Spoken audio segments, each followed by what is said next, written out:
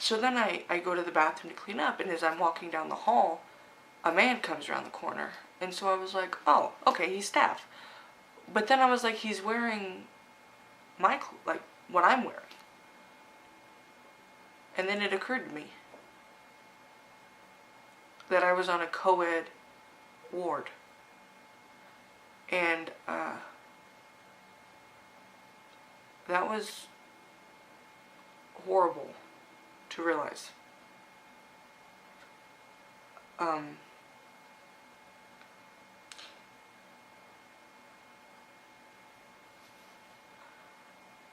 found out that I shared a bathroom with, I had to go to the public bathroom since I wasn't in a room.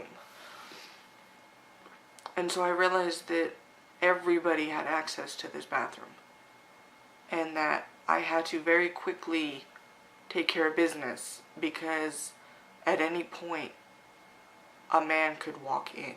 So quite honestly, I didn't take a shower the whole time, because I was not going to be naked that long with that many men capable of walking in.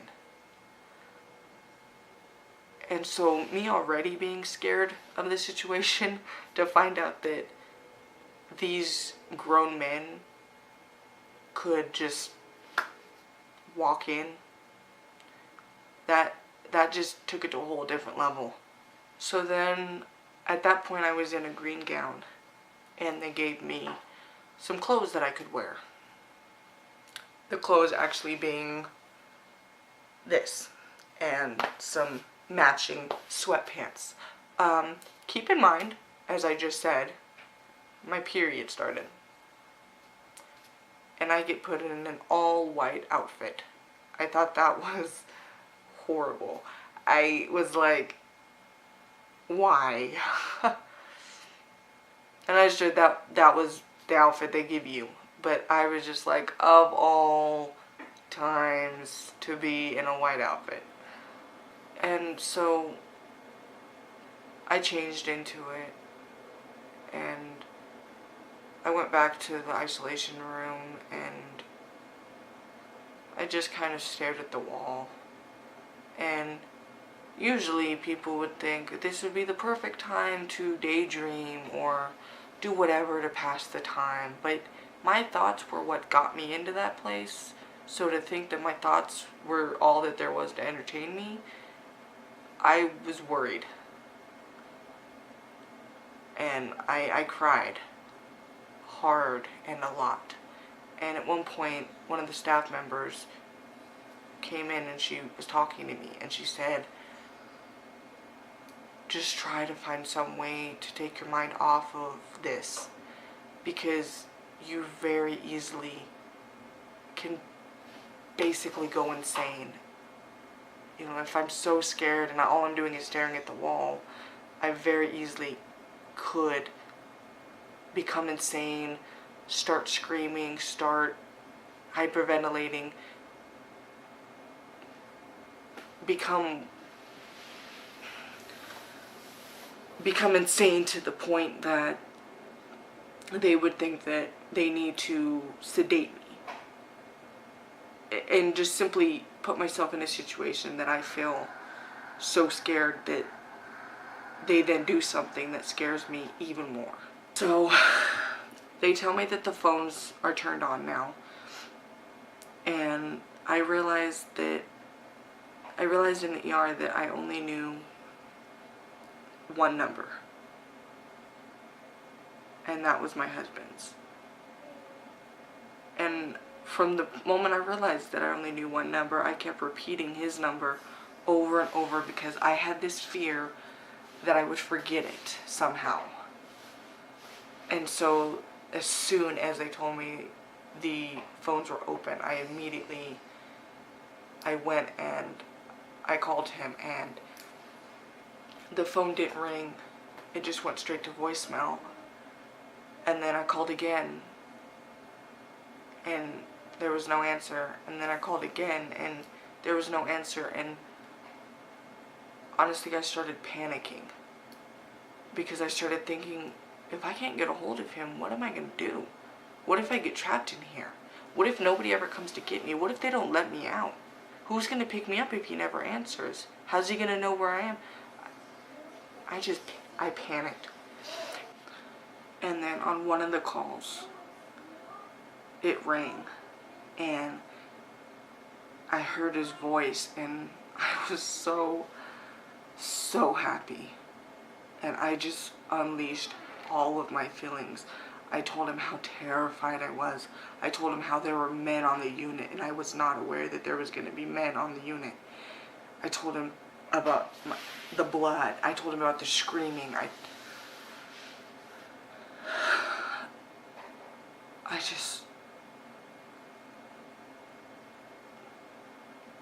just wanted him.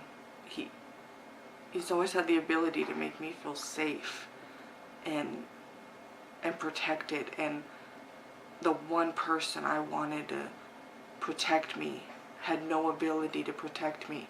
And I found out, other than phone calls, I wouldn't have any contact with him because the visiting hours were 2 days a week and were only for 30 minutes. So by the time he even got to me, it'd be time to leave again. And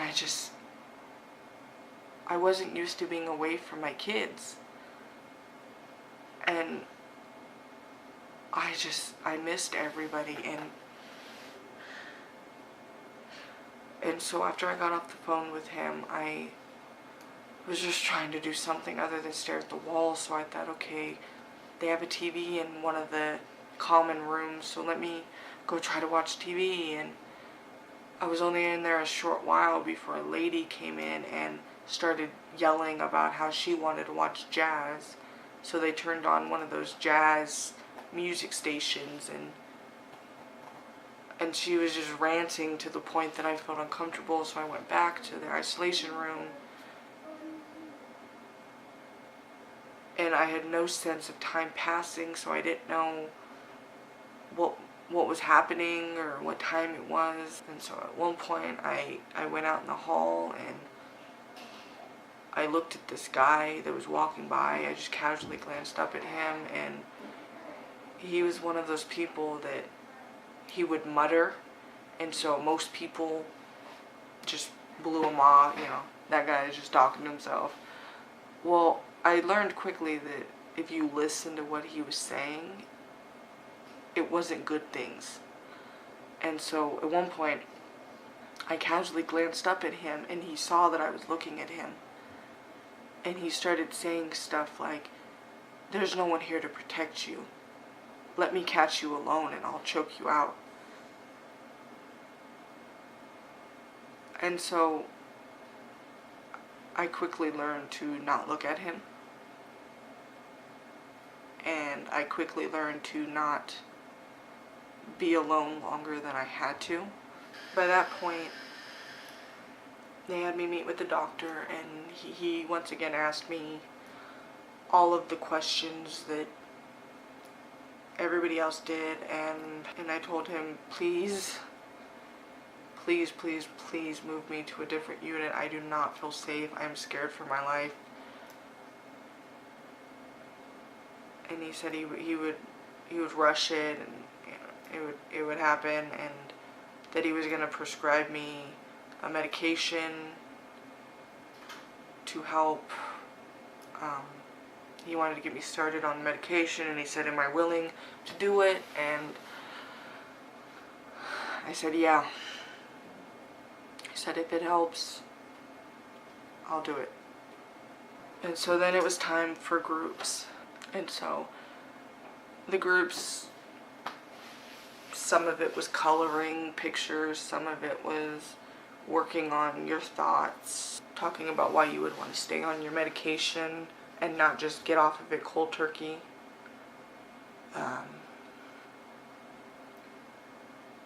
And I got told in the doctors that not that anybody should go cold turkey, but that I, of all people, shouldn't go cold turkey because I can end up very bad off. And so So I listened. I told him, don't worry about that. So I went about my day, ate the meals, did the groups.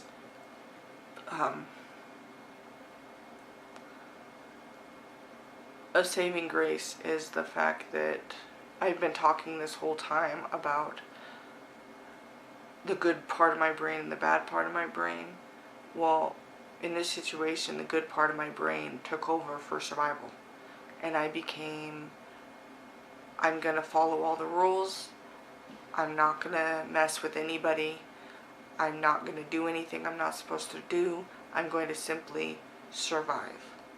I didn't mess with anybody. I didn't start any fights. I didn't have any outbursts. I simply did everything that I needed to do. I went to every single group. If they told me to do something, I did it. There had been many guys and many girls around me all that day.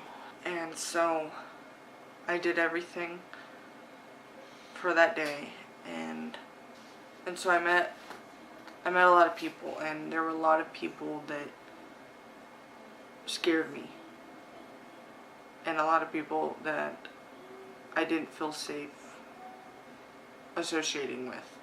And then there were a few people that I truly believe I was meant to meet, simply to make it a little easier on me. And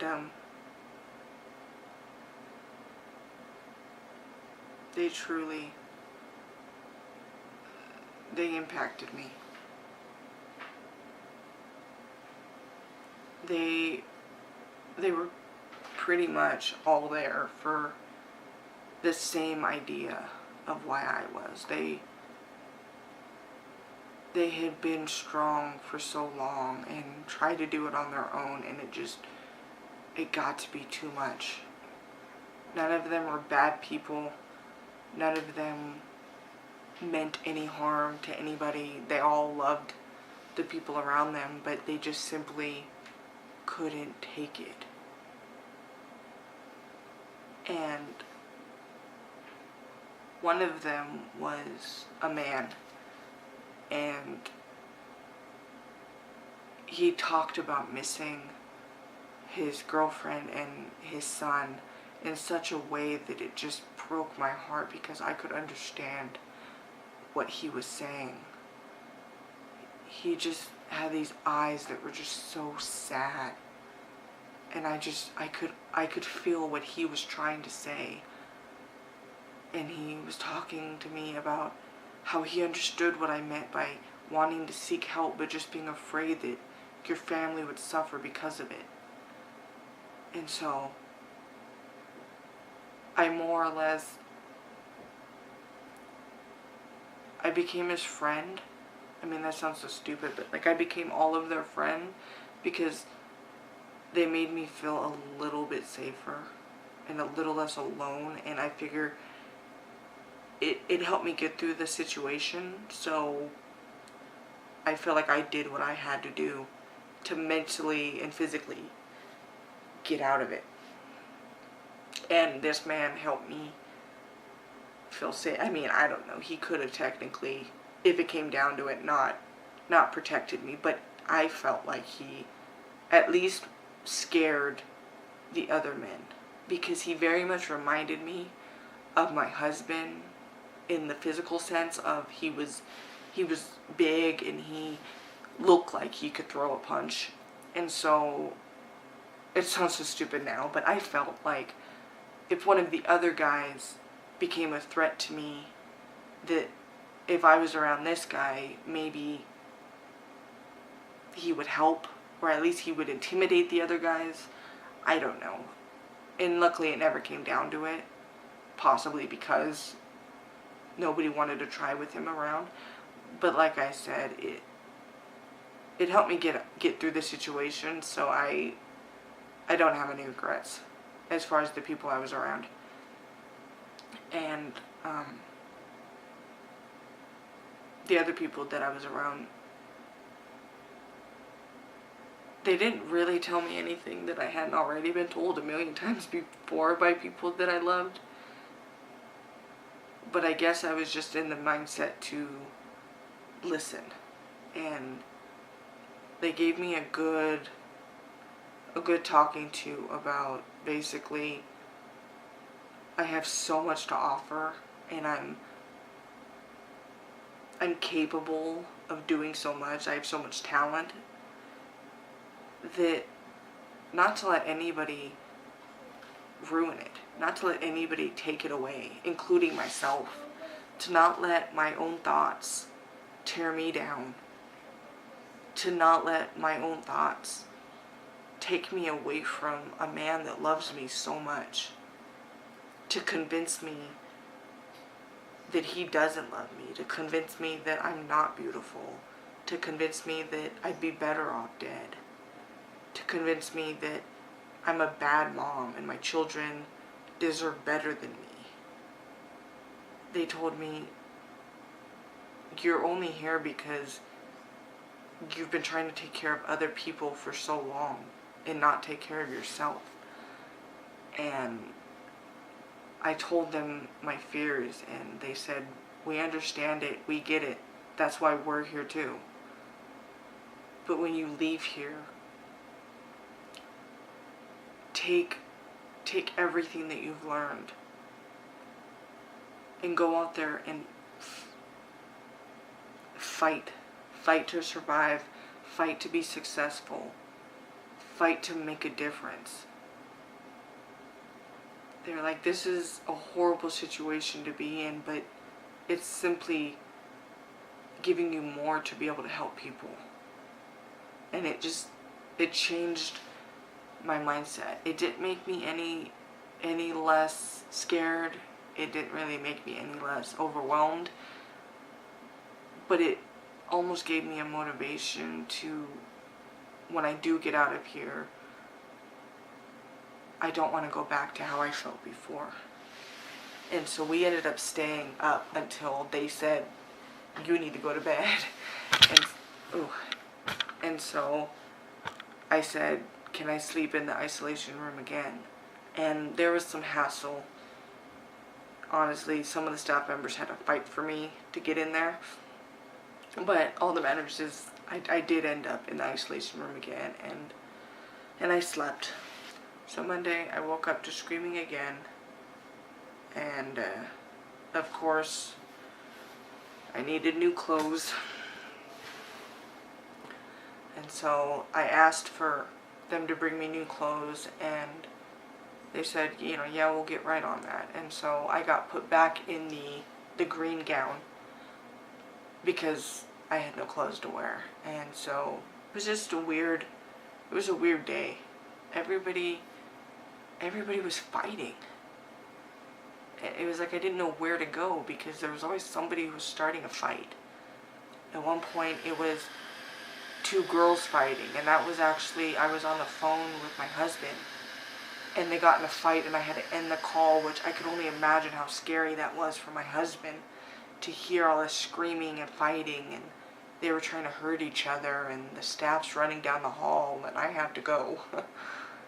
And at one point, a man and a woman were fighting, and they were in each other's face, and then 2 girls were fighting again, and then 2 guys were fighting. And everywhere I looked, somebody was getting in a physical altercation, and then a new girl came in, and she didn't want to be there. And so she started slamming things and slamming the phone on the wall, and it was just really, it was scary how everybody was so angry, and you couldn't look at anybody or they were going to try to fight you. And so then I got started on my meds, and mentally, obviously, there wasn't time for it to work, but physically I was very, very nauseous. But I knew my body has to adjust to it, so I just kind of was like, just try to relax as best as I can in this situation and just let my body get used to it. I kind of felt a little bit like it wasn't all on me anymore. Like the meds would start working, and then I didn't have to stress so much about being okay because maybe the meds would just help whatever wasn't being helped before. Maybe the meds would finish it and help. And so I felt a little bit of a peace over that. And so then they told me, get your stuff together because you're finally moving to the West Hall, the West Ward. And so I couldn't get my stuff quick enough. I grabbed all my stuff, and so they took me over there, and it was a calmer section. It didn't quite have the same level of people. I realized that I had gotten sent originally to the worst of the worst. So this was not the worst of the worst. This was more people that were like me. They were there because of depression, anxiety, some suicidal thoughts, but it wasn't what I had encountered before. The whole time I was there in that ward, there was only one fight, and that's great. I'm thankful that I did get some time on a ward that wasn't like the first one, but at the same time, it was also overwhelming because I no longer was afraid for my safety. So I was just able to think about where I was and where I was not, being my family and my home, and it got really sad. I missed my family and my friends and my world so much, and I didn't know when I was going home. They told me that I could be there for 7 days, just depending, because they had started me on meds, so they wanted to make sure the meds were working, and I just became very overwhelmed, and when I got there, they said, "Where are your clothes?" And so I explained to them, and they said, "Did you see them put in the order for the clothes?" And I said, "Well, no." And they said, "Okay." So they walked over and got me clothes and came back and gave it to me and said, "We got it." And so that night I was able to sleep in a room with a roommate who ironically was pregnant. But we didn't talk much because she was leaving that next day, so she wasn't into making new friends. She was just thinking of getting out of there. But she didn't cause any trouble. She didn't stress me out. She just went to sleep. I went to sleep. It was okay. That takes us to Tuesday. I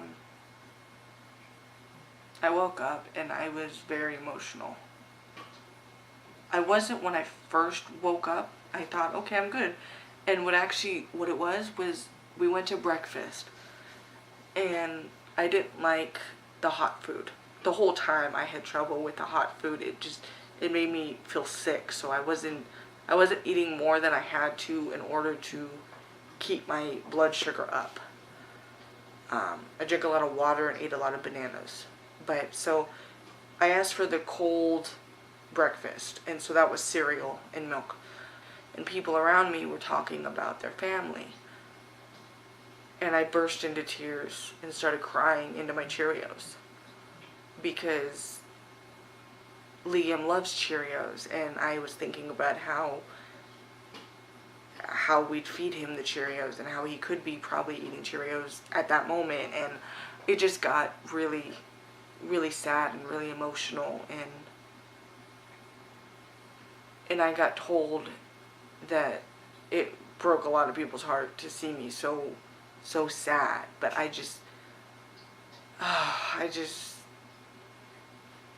wanted to go home, and so I continued what I'd been doing the other days of going to every group I had to go to, participating. I talked more than all the other people, and people that know me personally know that I'm not usually the one to speak up in front of the whole crowd, but I was going to do whatever I had to do to get home.